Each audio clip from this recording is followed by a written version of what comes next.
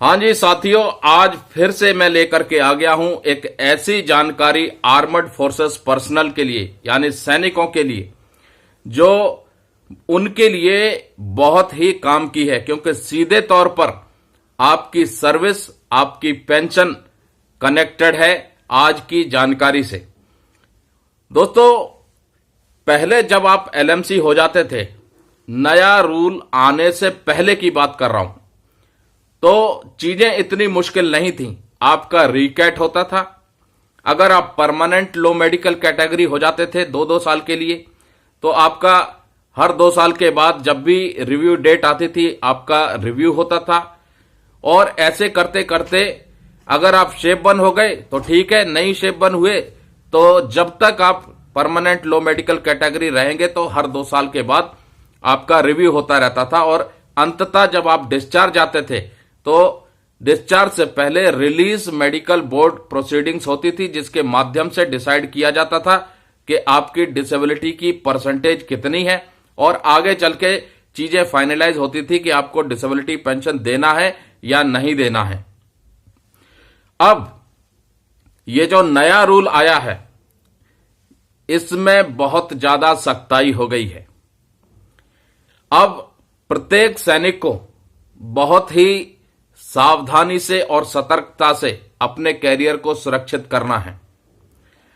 सबसे पहले तो दोस्तों कोशिश ये कीजिए फिजिकली और मेडिकली आप फिट रहें, क्योंकि अगर आप मेडिकली फिट रहेंगे तो आपको नौकरी करने में बहुत आसानी होगी।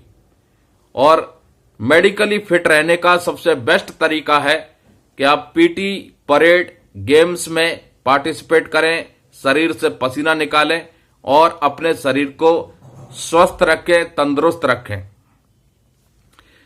गलती से अगर आप लो मेडिकल कैटेगरी हो गए और लगातार 2 साइकिल तक यानी 4 साल तक आप परमानेंट लो मेडिकल कैटेगरी रहे, तो आपको कंसीडर किया जाएगा आपकी डिसेबिलिटी को फॉर लाइफ एलएमसी। लगातार 2 साइकिल या 4 साल तक आप एलएमसी रहते हैं तो आपके एलएमसी को फॉर लाइफ कंसीडर किया जाएगा।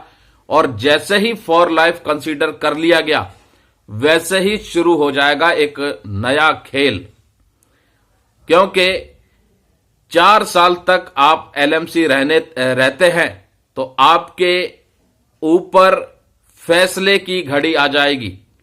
और फैसला क्या लिया जाएगा? 2 फैसले लिए जाएंगे। या तो आपको इनवैलिड आउट कर दिया जाए इनवैलिड मेडिकल बोर्ड प्रोसीडिंग्स के थ्रू, या तो आपको सर्विस में रिटेन किया जाए रिटेंशन कम इंपेयरमेंट असेसमेंट बोर्ड के बाद। अगर आपके डिसेबिलिटी को एलएमसी फॉर लाइफ कंसीडर करके आईएमबी प्रोसीडिंग्स के लिए डिसाइड कर लिया तो आपको इनवैलिडेट आउट कर दिया जाएगा मेडिकली ग्राउंड से। वहां तक तो ठीक है।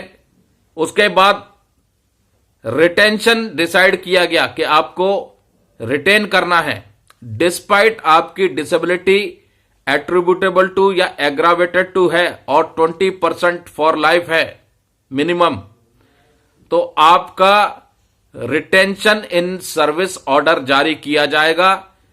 किसके बाद? रिटेंशन कम इंपेयरमेंट असेसमेंट बोर्ड के बाद। इस पॉइंट को समझिएगा। लगातार 2 साइकिल तक या 4 साल तक आप एलएमसी रहते हैं तो आपकी एलएमसी को फॉर लाइफ कंसीडर किया जाएगा और उसके बाद डिसाइड किया जाएगा कि आपको सर्विस में रखना है या नहीं रखना है। नहीं रखना होगा तो आपका आईएमबी होगा यानी इनवैलिड मेडिकल बोर्ड, और अगर रखेंगे तो आपका रिटेंशन इन सर्विस ऑर्डर जारी होगा। किसके बाद? रिटेंशन कम इंपेयरमेंट असेसमेंट मेडिकल बोर्ड के बाद। और अगर आपकी डिसेबिलिटी एट्रीब्यूटेबल टू है या एग्रावेटेड टू है और 20% फॉर लाइफ कंसीडर कर ली गई है कंपिटेंट अथॉरिटी ने, तो आपको इनिशियल क्लेम के तौर पर ऑफर किया जाएगा capitalised impairment relief on discharge, on release या रिटायरमेंट पर।